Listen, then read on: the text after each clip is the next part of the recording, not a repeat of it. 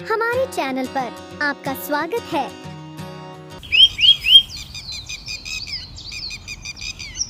रोज की तरह जमुनापुर के सुबह की शुरुआत मुखिया जी के टॉकिंग से होती है। नहीं, वॉकिंग से होती है।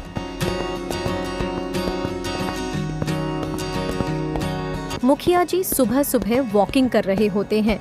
तभी रास्ते में उन्हें एक छोटी लड़की दिखाई देती है जो रास्ते के किनारे पर पेड़ लगा रही थी। मुखिया काका, गुड मॉर्निंग। गुड मॉर्निंग बिटिया, तुम इतनी सुबह सुबह यहाँ पर क्या कर रही हो? मुखिया काका, मैं ना पेड़ लगा रही हूँ। मैंने अपनी किताब में पढ़ा है पेड़ की कमी के कारण ही बहुत तेज धूप होती है, जिसकी वजह से हमें बहुत तेज गर्मी लगती है और सभी लोग बीमार भी हो जाते हैं। और हाँ मुखिया काका, पेड़ की वजह से ही बारिश होती है। अगर पेड़ ही नहीं रहेंगे तो बारिश कहाँ से होगी? बारिश नहीं होगी तो खेत में अनाज कैसे पैदा होगा? इसलिए हम लोगों को पेड़ लगाना चाहिए। शिवानी जल्दी चलो, यहाँ पर क्या कर रही हो? माफ कीजिएगा मुखिया जी, बहुत बोलती है वो, अभी छोटी है ना। नहीं, इसने तो बहुत अच्छी बात बताई है और जो काम हम सभी को करना चाहिए वो काम यह छोटी बच्ची कर रही है। वैसे मैंने आप लोगों को पहचाना नहीं। मुखिया जी, हम लोग हरिया काका के रिश्तेदार हैं। हम लोग शहर में रहते हैं। उनकी कुछ दिनों की छुट्टी थी तो हम लोग गांव में घूमने के लिए आए हैं। नहीं, अच्छा किए, गांव भी घूमना जरूरी होता है। इतना बोलकर मुखिया जी वहां से चले गए।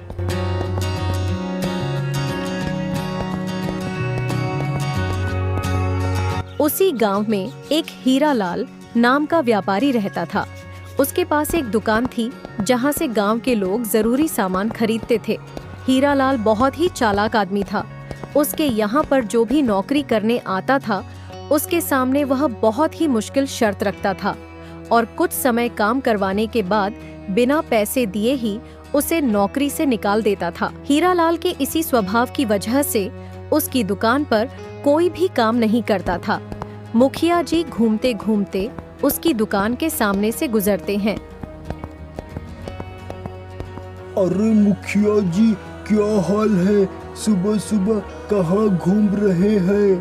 ठीक है, और तुम्हारा क्या हाल है? व्यापार कैसा चल रहा है? ठीक चल रहा है मुखिया जी, बस आप लोगों की कृपा है। इतना बोलकर मुखिया जी वहां से आगे बढ़ जाते हैं।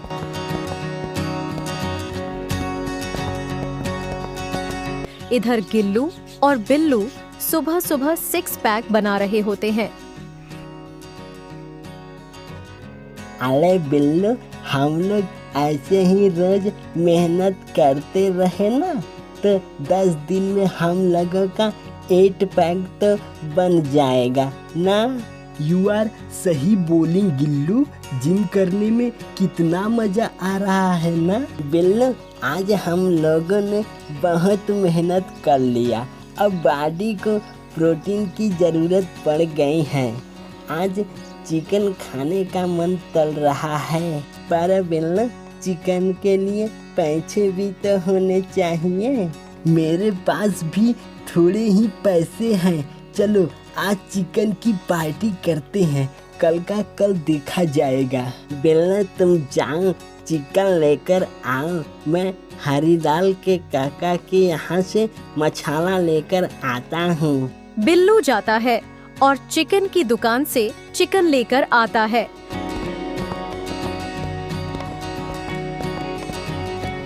और गिल्लू हीरालाल की दुकान से मसाले लेकर आता है।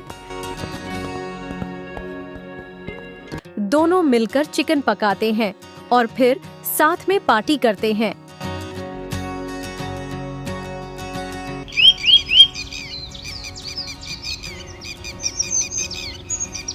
बिल्लू यार, हम लोग पूरे दिन ऐसे ही फ्री घूमते रहते हैं, तो मैं सोच रहा था कि कुछ काम ढूंढ लेते हैं ना।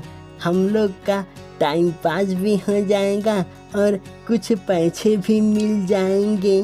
कभी कभी तुम बात तो सही बोल देते हो गिल्लू। चलो आज कोई काम ढूंढते हैं। उसके बाद गिल्लू और बिल्लू काम की तलाश में निकल पड़ते हैं। दोनों घूमते घूमते हीरालाल की दुकान पर पहुंचते हैं।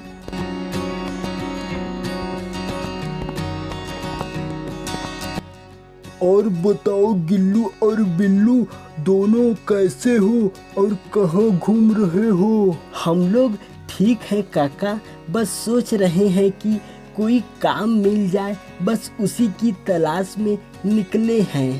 काका, आपके पास कोई काम हो तो बताइए। हीरालाल दोनों की बातें सुनकर मन ही मन सोचता है, क्यों ना मैं इन दोनों को काम पर रख लूं, मुझे भी थोड़ा आराम मिल जाएगा। हाँ हाँ, अच्छा रहेगा, मैं रख लेता हूँ। क्या सोचने लगे काका? नहीं नहीं, मैं सोच रहा था कि क्यों ना मैं तुम दोनों को अपने दुकान पर ही रख लूं, मुझे भी थोड़ा आराम मिल जाएगा और तुम दोनों को भी काम मिल जाएगा। अरे काका, इससे बड़ी खुशी की बात और क्या होएंगे, आपने बहुत अच्छा सोचा है। हाँ हाँ, वो सब तो ठीक है, पर मेरे दुकान पर जो भी काम करता है उसके लिए कुछ नियम है। अगर तुम लोगों को मेरे सारे नियम मंजूर हो तो बताओ। हाँ हाँ काका, हम लोगों को आपके सारे नियम मंजूर हैं। आप पहले नियम तो बताइए। क्यों बिल्लू, सही कहा ना? हाँ हाँ, बिल्कुल सही कहा गिल्लू। यह दोनों तो बहुत भोले हैं। अगर मैं दोनों को काम पर रख लिया तो दुकान के साथ साथ घर का भी काम करवा सकता हूँ। हीरालाल मन ही मन सोचता है, फिर बोलता है, तुम दोनों यहाँ पर काम करना चाहते हो तो सुनो, मैं तुम दोनों को 200 रुपये महीना दूंगा, यानी साल के 2400 रुपये। लेकिन तुम्हें तभी पैसे दूंगा जब तुम यहाँ पर 1 साल तक काम करोगे। यदि तुम लोग बीच में ही काम छोड़ देते हो तो मैं तुम्हें पैसे नहीं दूंगा। अगर मैं तुम्हें नौकरी से निकालता हूँ तो तुमको 2 गुना पैसे दूंगा। इसके अलावा रोज थाली भरकर तुम दोनों को भोजन मिलेगा। और अब बताओ, क्या तुम दोनों काम करोगे? हम लोगों को ठीक है, क्यों ना बिल्लू? हाँ हाँ, ठीक है, हम लोगों को आपके सारे शर्त मंजूर हैं। गिल्लू और बिल्लू ने हीरालाल की नीयत को बिना जाने ही नौकरी के लिए हाँ बोल दिए।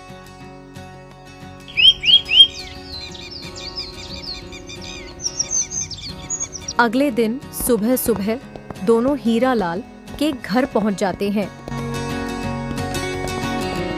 और घर के कामों में उसकी पत्नी की मदद करते हैं।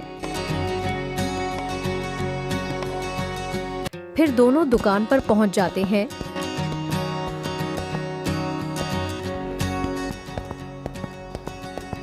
और हीरालाल के दुकान आने के बाद दोनों बाजार जाते हैं और घर का सामान लेकर आते हैं। ये सब करते करते दोपहर हो जाती है। बिल्लू यार, आज तो हम लोगों ने बहुत काम कर लिया, अब बहुत जोरों की भूख लगी है। हाँ गिल्लू, यू आर सही बोलिंग।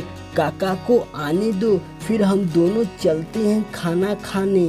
तभी हीरालाल घर से खाना खाकर लौट आता है। काका, हम लोग घर पर ही जाकर खाना खा लेंगे। ठीक है, लेकिन वहाँ पर ज़्यादा समय नहीं लगाना। जल्दी से दोनों खाना खाकर वापस आ जाओ, अभी बहुत सारा काम है। ठीक है काका, हम लोग खाना खाकर जल्द ही वापस लौटते हैं। गिल्लू और बिल्लू खाना खाने के लिए हीरालाल के घर पर पहुंचते हैं। हीरालाल की पत्नी शीला ने दोनों को एक एक केले का पत्ता रखा, उसमें कुछ उबले हुए चावल और थोड़ा सा अचार रखा और बिना कुछ बोले ही वहां से चली गई। इतनी सी चावल देखकर दोनों एक दूसरे को देखने लगे और गिल्लू बोला, बिल्लू, काका ने कहा था कि थाली भरकर खाना मिलेगा, इसमें तो केवल चावल और अचार ही है और काकी भी यहाँ से चली गई। कोई बात नहीं गिल्लू, आज इसी से काम चला लेते हैं। दोनों को फिर से चावल मांगने में शर्म आ रही थी।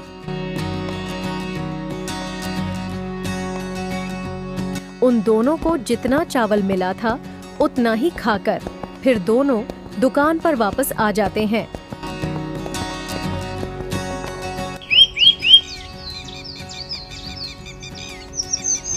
कुछ दिनों तक यही सिलसिला चलता रहा। गिल्लू और बिल्लू को भरपेट खाना नहीं मिलता था। दोनों आधे पेट खाना खाकर रह जाते थे। बिल्लू दोस्त, ये तो गलत बात है ना। काका ने तो थाली भरकर खाना देने को कहा था, पर काकी तो आधा थाली ही खाना देती हैं। हाँ बिल्लू, सही बोल रहे हो। आज इस बारे में हम लोग काका से बात करेंगे। जब दोपहर को हीरालाल घर से खाना खाकर वापस आता है तो बिल्लू बोलता है,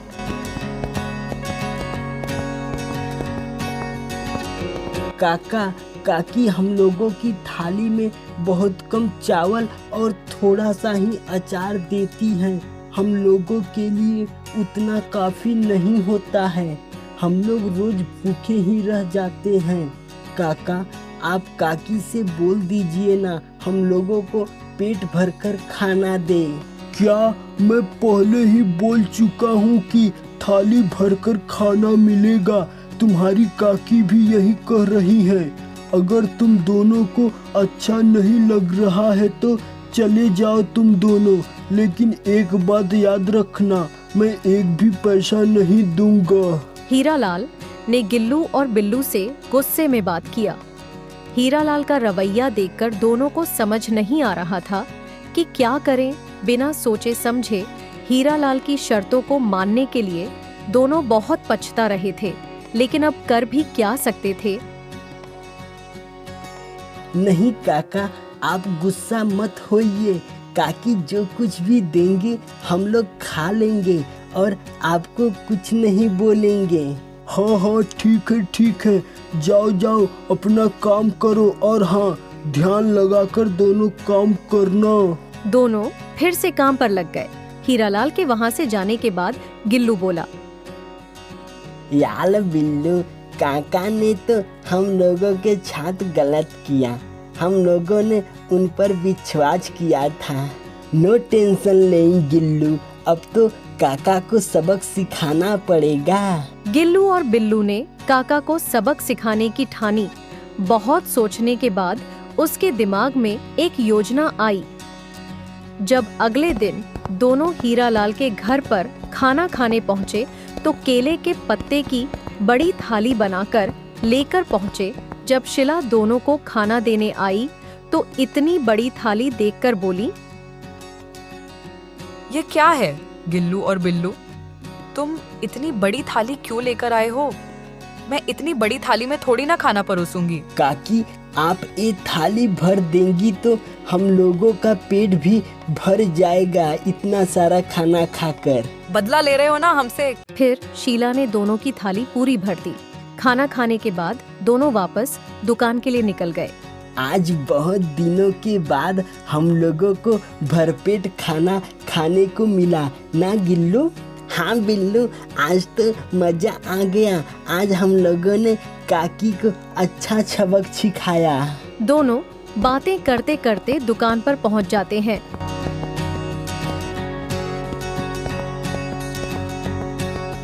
जब शाम को हीरालाल घर पर पहुंचा तो शीला ने दोपहर की घटना हीरालाल को बताई।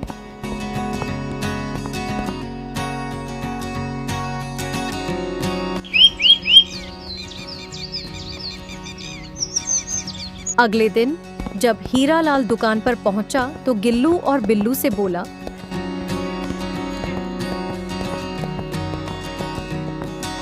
तुम दोनों ऐसा कैसे कर सकते हो? मुझे पता चला है कि तुम दोनों ने एक बड़ी थाली में भोजन मांगा।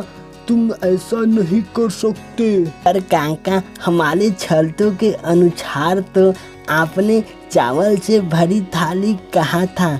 आपने थाली के आकार के बारे में कोई बात नहीं किया था।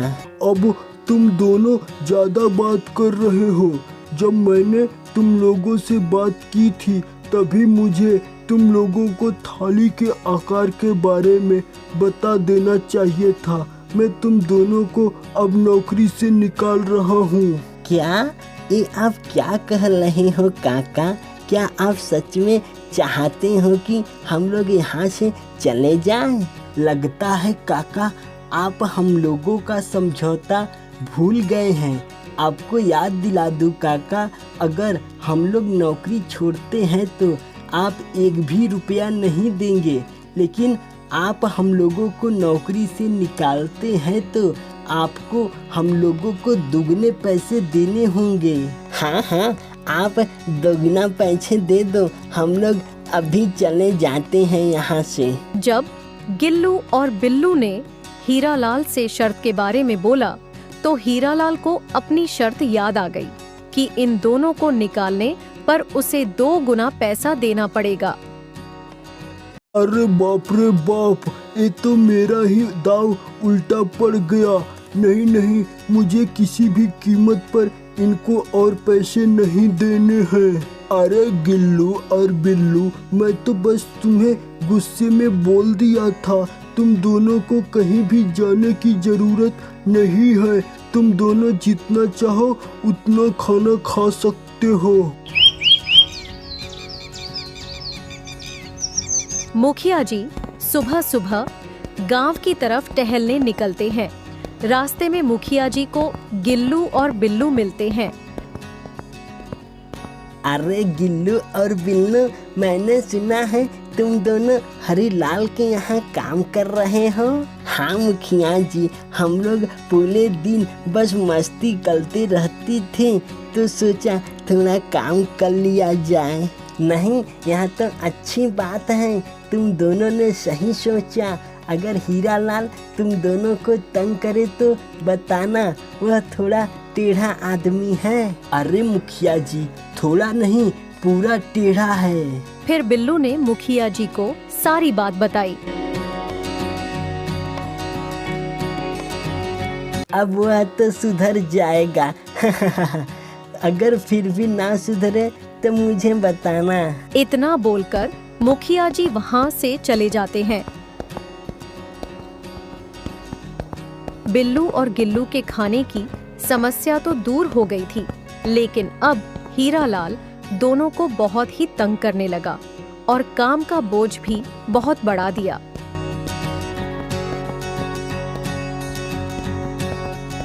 आ गए तुम दोनों, ठीक है। तुम दोनों थोड़ा समय के लिए दुकान संभालो, तब तक मैं घर से खाना खाकर आता हूँ। और हाँ, ये चावल के 4 बोरे हैं, हर एक की कीमत 200 रुपए है, उससे कम में मत बेचना, समझ गए? इतना बोलकर हीरालाल घर की तरफ चला गया। उसके जाते ही गिल्लू और बिल्लू ने वो चावल की 4 बोरियां एक गरीब किसान को 200 रुपए लेकर ही बेच दिया। अब जाकर थोड़ी संतुष्टि मिली है। अब काका आएंगे तो मजा आएगा। तभी हीरालाल घर से खाना खाकर वापस आता है तो उसको चावल के 4 बोरी नहीं दिखे तो वह गिल्लू और बिल्लू से बोला, अरे वाह, तो तुम दोनों ने सारा चावल बेच दिया, बहुत बढ़िया। अच्छा, तो चावल का पैसा कहाँ है? जी काका, हम लोगों ने चावल के 4 बोरी बेच दिए। ये लीजिए 200 रुपए। एक क्या 200? बाकी के पैसे कहाँ गए? मैंने तो पर बोरी की कीमत 200 बताया था, उस हिसाब से तो 800 मिलने चाहिए। तुम दोनों का दिमाग खराब हो गया है क्या एक बोली 200 रुपए की है? माफ कीजिएगा काका, हमें तो लगा कि छवि बोली 200 की है। मैंने तो उससे केवल 200 रुपये ही लिए और 4 बोरी दे दिए। हाँ काका, और उस खरीदार को हम लोग पहचानते भी नहीं हैं, लगता है वो दूसरे गांव से आया था। ए तुमने क्या किया? बस मैं कुछ समय के लिए क्या गया, तुम लोगों ने नुकसान कर दिया। मैं तुम्हें नौकरी देकर बहुत बड़ी गलती कर दी। क्या आप सच में चाहते हो कि हम लोग चले जाएं? ठीक है काका, मुझसे गलती हो गई। हाँ काका, अगर आपको लगता है कि हम दोनों आपके लिए बोझ हैं तो हम अभी चले जाते हैं। हम लोग आपको अपना चेहरा कभी नहीं दिखाएंगे। हाँ काका, बस आप हम लोगों को शर्त के अनुसार दोगुना पैसे दे दीजिए, बस हम लोग चले जाएंगे। दोनों की बात सुनकर हीरालाल चौंक गया और सोचा, अरे बाप रे बाप, ये लोग तो मुझे लूट लेंगे। दोगुना पैसे देने से अच्छा 600 रुपये का घाटा ही सही है। कहाँ जाओगे तुम दोनों? मैं तुम दोनों का काका हूँ तो तुम दोनों पर थोड़ा गुस्सा भी नहीं कर सकता। अब मेरा इतना भी हक नहीं है। गलती तो हर इंसान से होती है। कोई बात नहीं बेटा, तुम दोनों को कहीं पर जाने की जरूरत नहीं है। अरे हाँ, मुझे आज अपने ससुर से मिलने जाना था, पर मैं आज नहीं जा पाऊंगा, इसलिए वह काम तुम दोनों को ही करना होगा। हाँ काका, बोलिए क्या काम है, हम लोग कर लेंगे। सुनो, एक किराने का सामान लो और उन्हें दे देना और घर वापस आकर मुझसे मिलो। और हाँ, कल तुम दोनों दुकान पर बैठना, तब मैं उनसे जाकर मिल लूँगा। ठीक है काका, आप जैसा कहिए। सारा सामान लेकर गिल्लू और बिल्लू हीरालाल के ससुराल पहुंच जाते हैं और वहां पहुंचकर उसके सास ससुर से मिलते हैं और साथ लाया हुआ सामान उनको दे देते हैं। गिल्लू और बिल्लू को देखकर हीरालाल की सास ने पूछा, दामाद जी खुद क्यों नहीं आए? वह सामान तुम्हारे साथ क्यों भेज दिए? तभी दोनों के दिमाग में एक ख्याल आया। बिल्लू ने मौके का फायदा उठाते हुए बोला, ऐसी बात नहीं है, काका की तबीयत अभी कुछ दिनों से ठीक नहीं चल रहा है। वो आज डॉक्टर से मिलने गए हैं, वो कल आप लोगों से मिलने आएंगे। हे भगवान, क्या हो गया दामाद जी को? कोई बड़ी समस्या तो नहीं? कल जब वह आएंगे तो मैं उनको देसी घी के लड्डू खिलाऊंगी। नहीं मालकिन, ऐसा नहीं कीजिए, अभी उनकी तबीयत ठीक नहीं है। डॉक्टर ने उनको केवल चावल खाने के लिए बोला है और उनको कुछ भी नहीं खिलाना है। दोनों ने अपनी योजना के अनुसार सभी बात बताकर वहां से वापस चले आए।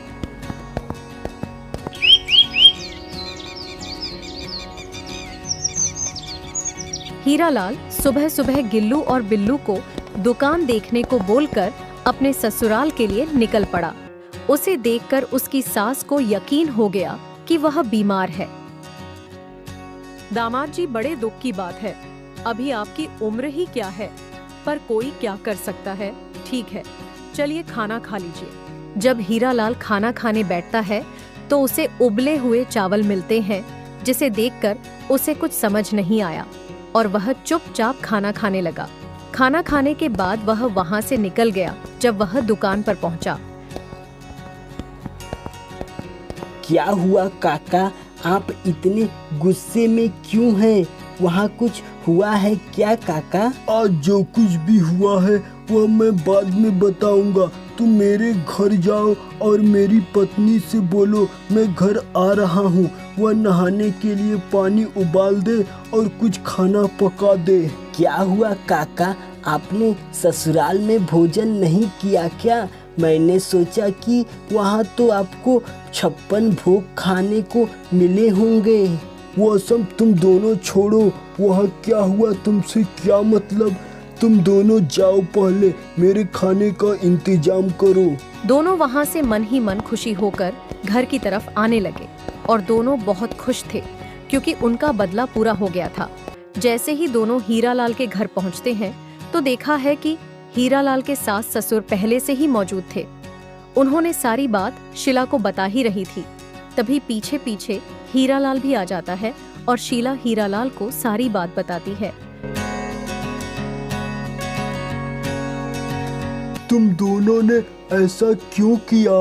काका, आपके ही स्वभाव के कारण हम लोगों ने ऐसा किया। हम लोग पूरे दिन इतनी मेहनत करते थे, आपका सारा काम करते थे और आप हम लोगों को इतना तंग करते थे। मुझे माफ कर दो, मैं दोबारा ऐसा कभी नहीं करूँगा। मुझे अपनी गलती का एहसास हो गया है। फिर हीरालाल गिल्लू और बिल्लू को 2 गुना पैसे दे देता है और गिल्लू और बिल्लू वह पैसे लेकर वहां से चले जाते हैं।